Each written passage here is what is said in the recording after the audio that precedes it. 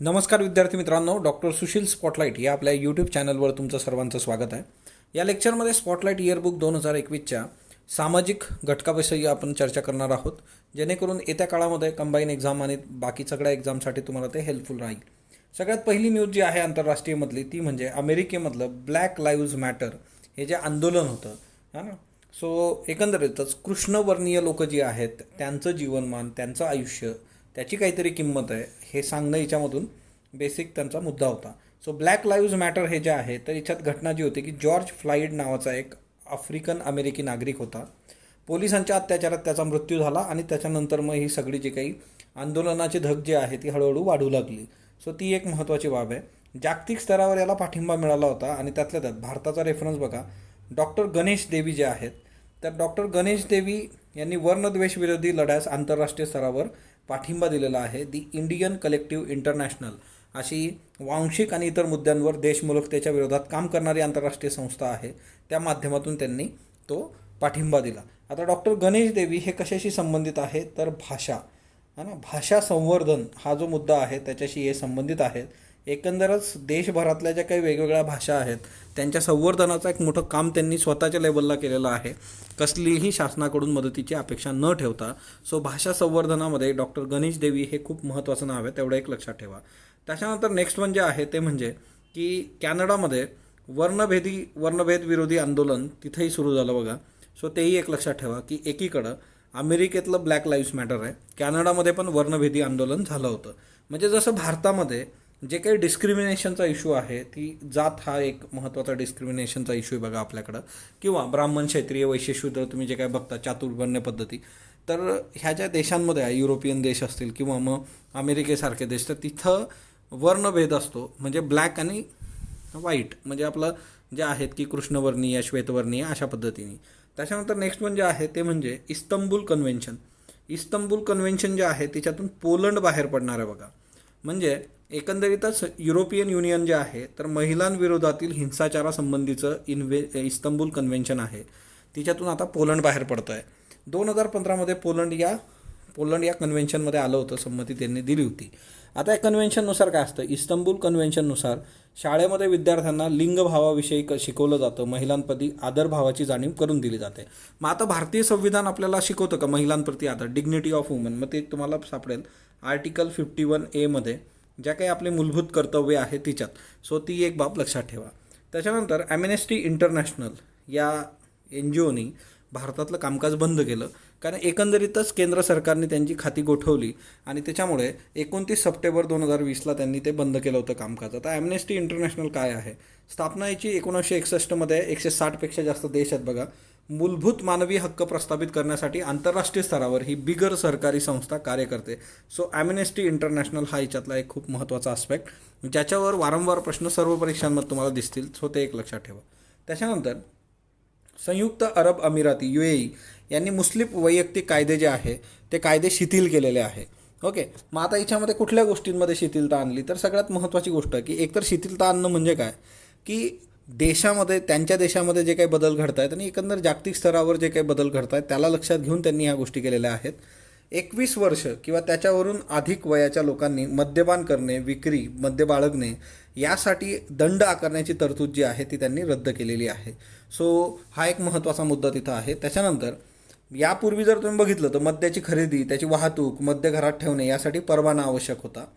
नव्या नियमांमुळे आता मुस्लिमांना मद्यप्राशनाची मुभा देण्यात आली. तुम्हाला सिंपली विचारलं जाऊ शकतं की कोणत्या देशांनी मुस्लिमांना मद्यप्राशनाची मुभा दिलेली आहे, तर तो UAE संयुक्त अरब अमिराती आहे बघा.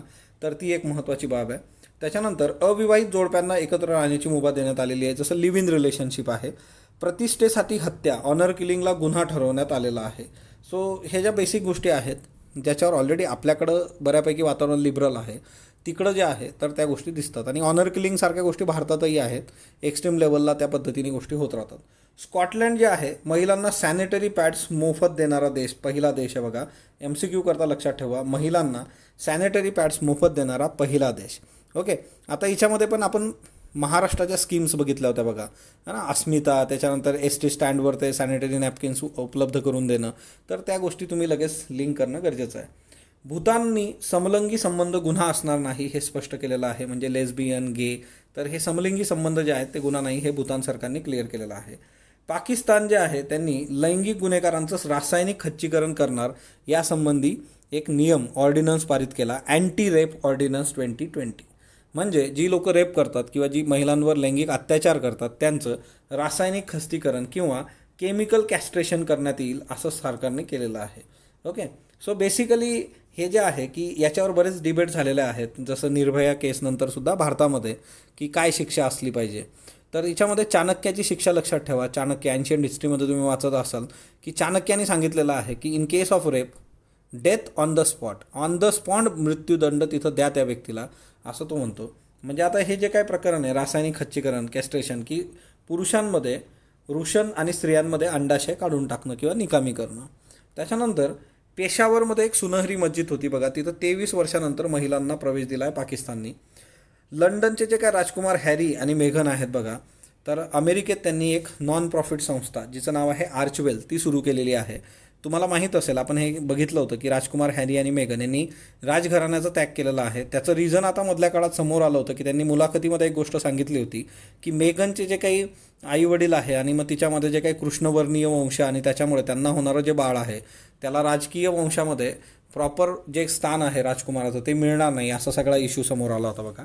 त्याच्यानंतर क्राय फॉर हेल्प काय आहे की जपानमध्ये ज्या लोकांना घरं नाही त्यांना टोकियो ऑलिम्पिकसाठी बांधलेल्या इमारतीमध्ये राहण्याची परवानगी द्यावी, कारण कोविड-19 आणि त्या सगळ्या याच्यामुळे ते खालीच पडलेलं होतं. तर क्राय फॉर हेल्प तो प्रोजेक्ट आहे. त्याच्यानंतर आपले जे पंतप्रधान आहेत त्यांनी जागतिक महिला दिनानिमित्त त्यांच्या समाज माध्यम खात्यावर काही 7 महिलांच्या प्रेरक कहाण्या शेअर केल्या होत्या बघा. तुम्हाला विचारलं जाऊ शकतं या महिला कुठल्या, त्या काय काम करतात. आता बघा, स्नेहा मोहनदोस ज्या आहेत त्या उपासमारीची समस्या मिटवण्याचे प्रयत्न करण्यासाठी तत्पर आहेत. मालविका अय्यर बॉम्बस्फोटातून वाचलेल्या आणि नंतर इतरांची प्रेरणा बनलेल्या आहेत. आरिफा जान आहेत काश्मीरमधल्या पारंपरिक कलेस प्रोत्साहन. कल्पना रमेश जलसंवर्धन. विजया पवार महाराष्ट्रातील बंजारा समाजाची कला जतन केलेली आहे त्यांनी. कलावती देवी कानपूरमध्ये पैसा गोळा करून प्रसाधनगृह बांधलेली आहेत. वीणा देवी बिहारमधील मुंगेर येथे बिछाण्याखाली मशरूम शेती करणाऱ्या. सो बेसिकली या ज्या आहेत वीणा देवी, कलावती, विजया पवार, कल्पना रमेश, आरिफा जान, मालविका अय्यर आणि स्नेहा मोहनदोस, तर यांच्या जे काय आहेत त्या स्टोरी आपल्या पंतप्रधानांनी त्यांच्या समाज माध्यमाच्या अकाउंटवर शेअर केल्या होत्या. मग पंतप्रधानांचे समाज माध्यमं जे आहेत तिच्यामध्ये तुम्ही जर बघितलं की हिच्यामध्ये समाज माध्यम म्हणजे ट्विटरवर त्यांचे अनुसारक आहेत बघा, फॉलोअर्स 53.3 दशलक्ष, त्यांचा जगात क्रमांक आहे 3रा. फेसबुकवर बघितलं 44 दशलक्ष, दुसरा आहे बघा क्रमांक, आणि ट्रम्प 1 नंबरवर होते. पण आता ट्रम्प राष्ट्राध्यक्षपदावरून जातील, पण कदाचित येत्या काळामध्ये तो रँक बदलू शकतो. भारतात बलात्कार आणि त्याच्यामध्ये शिक्षा सुरक्षाचा जर तुम्ही विचार केला तर भारतामध्ये 2019मध्ये भारताने 12 वर्षाखालील मुलींवर बलात्काराच्या गुन्ह्यासाठी फाशीच्या शिक्षेची तरतूद केलेली आहे. तर हा एक खूप महत्त्वाचा आस्पेक्ट लक्षात असू देत. ओके, आता याच्यामध्ये जे आहे की बलात्काराचा जो काही गुन्हा आहे तो सिद्ध होण्याचं प्रमाण भारतामध्ये फक्त 27% आहे. राष्ट्रीय गुन्हे नोंदणी विभागाचा हा अहवाल आहे. निर्भया फंड जे आहे त्याच्यातली रक्कम बिनावापर पडून असते बऱ्याचदा. ओके, सो हे सगळे मुद्दे आहेत. त्याच्यानंतर समिधा काय आहे तर कौटुंबिक हिंसाचार ऑनलाईन तक्रार व्यासपीठ, म्हणजे की डोमेस्टिक व्हायलन्स जे आहे त्याच्यासाठी समिधा हे एक तक्रार व्यासपीठ आहे ना. आता कोविडच्या काळामध्ये डोमेस्टिक व्हायलन्स मोठ्या प्रमाणावर वाढला, फक्त भारतात किंवा महाराष्ट्रात असं नाही, अख्ख्या जगात वाढलेला आहे तो. पृथ्वी गोल आहे शेवटी बघा. भारतात चाइल्ड पॉर्नोग्राफी बघण्याचं प्रमाण 95% वाढलं बघा या काळामध्ये कोविडच्या, है ना. पॉक्सो कायदा जो आहे त्याच्या सेक्शन 15 नुसार जी व्यक्ती व्यवसायासाठी चाइल्ड पॉर्नोग्राफीचं मटेरियल बाळगत असेल तर त्या व्यक्तीला 3 वर्ष तुरुंगवास वा दंड किंवा दोन्ही शिक्षा होऊ शकतात. तर ते एक लक्षात ठेवा. त्याच्यानंतर बेंगळुरूमध्ये समाज माध्यमांमुळे दंगली झाल्या होत्या बघा. तर एकंदरीतच येणाऱ्या काळामध्ये तुम्हाला हेही प्रश्न विचारले जाऊ शकतात. तुम्ही PSIचा इंटरव्ह्यू देताय, राज्यसेवेचा देताय, UPSCचा देताय. सोशल मीडियाचा जो काही रोल आहे तो समाजाला कसा इन्फ्लुएन्स करतो, तो समाज माध्यमातून धार्मिक तेढ निर्माण करून मग बेंगळुरूमध्ये जे आहे ती दंगल झाली होती. झोमॅटोने एक खूप चांगला निर्णय घेतला आहे की मासिक पाळी दरम्यान स्त्रियांना रजा दिली जाणार आहे आणि ही जी रजा आहे ती म्हणजे पगारी रजा असणार आहे. तर तो एक महत्त्वाचा आस्पेक्ट आहे बघा. दर महिन्याला 10 दिवसांची पगारी रजा महिलांना देण्यात येईल, झोमॅटोचा निर्णय बघा. त्याच्यानंतर केंद्राद्वारे तृतीयपंथी थर्ड जेंडर परिषद स्थापन करण्यात आलेली आहे. सामाजिक न्याय आणि सशक्तीकरण मंत्रालयाच्या अंडर ही तृतीयपंथी थर्ड जेंडर परिषद स्थापन झालेली आहे. याचे अध्यक्ष जे असणार सामाजिक न्याय आणि सशक्तीकरण मंत्री असतील, सदस्य इतर मंत्रालयातील अधिकारी आणि 5 नामनिर्देशित सदस्य असणार. त्याच्यानंतर नेक्स्ट वन जे आहे ते म्हणजे काय की समलिंगी विवाह जे आहेत ते अमान्य असं केंद्र सरकारने न्यायालयात भूमिका घेतली होती, तर तो एक महत्त्वाचा मुद्दा लक्षात ठेवा. सो केंद्र सरकारने जे आहे की हिंदू विवाह कायदा जो आहे त्याच्यानुसार याच्यात मान्यता देण्यात यावी अशी याचिका होती आणि केंद्राने तिच्यामध्ये नकार दिलेला आहे. ओके. आणि दुसरी महत्त्वाची बाब जी आहे की सर्वोच्च न्यायालयाने दिव्यांगांना SC ST साठीच्या सुविधा देण्यासाठीचे निर्देश दिलेले आहेत. तर हा एक खूप महत्त्वाचा आस्पेक्ट आहे की SC STच्या ज्या सुविधा आहेत त्याच दिव्यांगांना देण्यात याव्या सर्वोच्च न्यायालय. आता याच्यामध्ये जे आहे की जकत किंवा जकतला असं म्हटलं जातं दान आणि समारितन दान करणारी व्यक्ती, हे 2 जे शब्द आहे हे जम्मू काश्मीरमधल्या कल्चरशी संबंधित आहे बघा, J&K. आता एकंदरीतच त्याच्याशी रिलेटेड एक घटना घडली होती आणि तिच्यातून ह्या गोष्टी झाल्या होत्या. ओके. तर ह्या संज्ञा लक्षात ठेवा. केवळ विवाहासाठी केलेलं धर्मांतर वैध नाही असं अलाहाबाद उच्च न्यायालयाने सांगितलेलं आहे. म्हणजे जर एखाद्या व्यक्तीने असं लक्षात आलं की फक्त लग्नासाठी धर्मांतर केलेलं आहे तर ते वैध ठरणार नाही, हा एक महत्त्वाचा मुद्दा आहे. त्याच्यानंतर वारांगणांना करोना संपेपर्यंत धान्य आणि रोख रक्कम देण्याचं सर्वोच्च न्यायालयाने सांगितलं होतं. कारण एकंदरच तुम्ही जर बघितलं की वारांगणा म्हणजेच काय तर वेश्या व्यवसायामध्ये असणाऱ्या ज्या स्त्रिया आहेत की करोना काळामध्ये त्यांचं जे उत्पन्न आहे त्या सगळ्या गोष्टी त्या ठप्प झाल्या होत्या आणि बेसिक म्हणजे अन्न वस्त्र निवाऱ्याचाच प्रश्न समोर उभा राहिला होता आणि त्याच्यासाठी मग सर्वोच्च न्यायालयाने हे सांगितलं. आणि याच्यामध्ये महाराष्ट्राच्या बाबतीत बघा, महाराष्ट्र शासनाने दरमहा 35 किलो कोरडे धान्य 5,000 रुपये एवढी मदत केलेली आहे आणि त्या महिलांवर अवलंबून असलेल्या शाळेत जाणाऱ्या मुलांना 2,500 रुपये अशी आर्थिक मदत महाराष्ट्राने केली होती.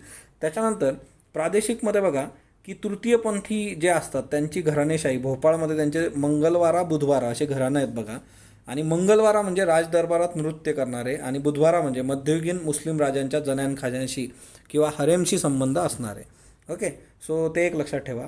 भुजरिया हा जो एक पर्टिक्युलर उत्सव आहे की भोपाळमध्ये दरवर्षी रक्षाबंधनाच्या नंतरच्या दिवसांमध्ये भुजरिया उत्सव साजरा केला जातो. देशभरातून जवळपास 1500 तृतीयपंथी त्याच्यामध्ये भाग घेतात. आपण नेक्स्ट वन जे आहे ते म्हणजे ओडिसा. आदिवासी जमाती आणि श्रम सहकार्य संस्कृती. आता बघा ओडिसामध्ये काय आहे ना की ह्या ज्या जमाती आहे डोंगरिया कान, जुवंगा, लंजा सौरा, दिदई, पौडी भुयान आणि कंध, बघा हे जे सगळे समाज आहेत एकंदरच तुम्ही जर बघितलं कंबाईनच्या यालाच प्रश्न आयोगाने विचारलेले आहेत की ज्या काही आदिवासी जमाती आहेत त्यांचे फोटो दाखवणं, त्याच्यावर रेग्युलर प्रश्न विचारणं आणि सामाजिक हा असा घटक आहे ज्याच्यावर तुम्हाला रेग्युलर प्रश्न त्यांनी विचारलेले आहेत. तर श्रमसहकार्यामध्ये काय की एखाद्या व्यक्तीला मदत हवी आहे तर अख्खं गाव येतं, कसलीही अपेक्षा न ठेवता त्या व्यक्तीचं शेत पेरून देणार. आता एखाद्या स्त्रीच्या पतीचा मृत्यू झालेला आहे, एकटी स्त्री आहे, मग सगळं गाव एकत्र येऊन तिचं सगळं शेतीचं काम करणार कसलीही अपेक्षा न ठेवता. तर हे ओडिसामधल्या या जमातींमध्ये बघायला मिळतं. सो या जमाती लक्षात ठेवा. त्रिपुरामध्ये हलम समाज आहे बघा, है ना, हलम कम्युनिटी तुमच्यासमोर हे हलम कम्युनिटी आहे. डोंगरिया कंद समाज त्याच्यातली एक स्त्री बघा तुमच्यासमोर आहे आणि एकंदरीत त्यांची जी काही वेशभूषा आहेत, त्यांचे जे काही अलंकार आहेत असे फोटो एकेकाळी द्यायचं बघा ना आयोग. हलम की यांना रियाम पण म्हटलं जातं बघा, त्रिपुरा राज्यामध्ये हे सापडतं हलम. जम्मू काश्मीरमधल्या चर्चेतल्या जमाती होत्या बघा गुर्जर आणि बकरवाल, तर हे एक लक्षात ठेवा. त्याच्यानंतर SC आणि STचे पॅनल स्थापन करण्यात आले होते बघा. ओके. आता एकंदरीतच ॲक्च्युली हे पॅनल जे आहे सामाजिक न्याय आणि सशक्तीकरण मंत्रालयाद्वारे 25 राज्यांमध्ये जवळपास 2016, 17, 18 3 वर्षात SC ST पॅनलची एकही मीटिंग नाही. SC ST पॅनलचं काम काय की शेड्यूल कास्ट आणि schedule tribe prevention of atrocities act 1989 त्याची अंमलबजावणी योग्य पद्धतीने होते किंवा नाही हे बघणं. पण SC ST पॅनलचे 3 वर्षामध्ये कसलेही जे काही मीटिंग्स आहेत त्या 25 राज्यांमध्ये झालेलं नाही आहे. मग हिच्यावरून आपल्याला ती जी काही हे येते की एक बेसिक महत्त्वाचा मुद्दा जो येतो की ती संवेदनशीलता शासनाकडे नाही आहे का. कंधमाल जमात जी आहे बघा ती ओडिसामध्ये आहे. कंधमाल जमात, आता ही लोक जी आहेत ती एकमेकांचे केस कापतात, इथं नाव्याची गरज नाही आहे. ओके. तो जो समाज आहे ओडिसामधला कंधमाल ट्राईब, तर ते एकमेकांचे केस कापतात, तर तो एक महत्त्वाचा मुद्दा आहे.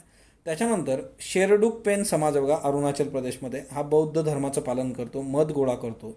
2020मध्ये 10व्या दादासाहेब फाळके आंतरराष्ट्रीय फिल्म फेस्टिवलमध्ये चिलुपो हा त्यांच्यावरील डॉक्युमेंटरी होती आणि त्या डॉक्युमेंटरीला सर्वोत्तम डॉक्युमेंटरीचं बक्षीस मिळालं होतं. शेरडूक पेन समाज तुम्हाला माहीत पाहिजे तर ती एक बाब जरा लक्षात ठेवा. त्याच्यानंतर जम्मू काश्मीर जे आहे तिथले जे काश्मीरी पंडित आहे बघा ते 19 जानेवारी 2020 हा दिवस त्यांनी होलोकास्ट डे म्हणून पाळला. म्हणजे जगभरात जिथं कुठं काश्मीरी पंडित आहेत. होलोकास्ट म्हणजे काय की जर्मनीमध्ये हिटलरच्या काळामध्ये यहुदी धर्मियांचं घाऊक शिरकाण झालं होतं, त्याला होलोकास्ट असं म्हटलं. मोठ्या प्रमाणावर जे आहेत यहुदींना मारण्यात आलं होतं, त्याला होलोकास्ट असं म्हटलं जातं. सो ती एक गोष्ट लक्षात ठेवा. त्याच्यानंतर निंबी मानसिकता म्हणजे काय, नॉट इन माय बॅकयार्ड. म्हणजे काय की साधी गोष्ट आहे की कचरा तुम्ही कुठेही टाका, आमच्या अंगणात सोडून टाका बाबा, आमचं अंगण सोडा, बाकी शेजारच्या टाका, इकडं टाका, राईटला टाका, लेफ्टला टाका. ओके, ही निंबी मानसिकता आहे की माझ्या इथं कचरा नको, बाकी कुठेही असला तर चालेल. तर ही मानसिकता बदलणं गरजेचं आहे. ओके.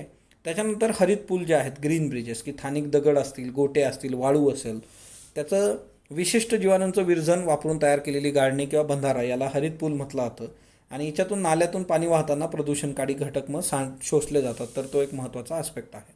आणि एक दुसरी कन्सेप्ट आहे बघा, डीप इकोलॉजी. डीप इकोलॉजी म्हणजे काय, मानवाच्या मूलभूत आणि जीवनावश्यक गरजा ज्या काय आहेत त्या भागतील एवढ्याच प्रमाणात नैसर्गिक साधनसंपत्तीचा उपभोग घेतला पाहिजे. म्हणजे नैसर्गिक साधनसंपत्ती तुम्ही केवळ आणि केवळ तुमच्या गरजेपुरती वापरली पाहिजे, त्याला म्हणणार डीप इकोलॉजी. तर हे काही महत्त्वाचे कन्सेप्ट होते बघा, की सामाजिक आणि एकंदरच ह्युमन बिहेवियर आणि त्या सामाजिक याच्यातल्या महत्त्वाच्या बाबी आपण बघितलेल्या आहेत. पुढच्या लेक्चरमध्ये जे आहे ते आपण पुरस्कार बघणार आहोत. सो स्पॉटलाईट बरोबर जोडलेलं राहा. स्पॉटलाईटला लाईक करा, शेअर करा, सबस्क्राईब करा. धन्यवाद विद्यार्थी मित्रांनो.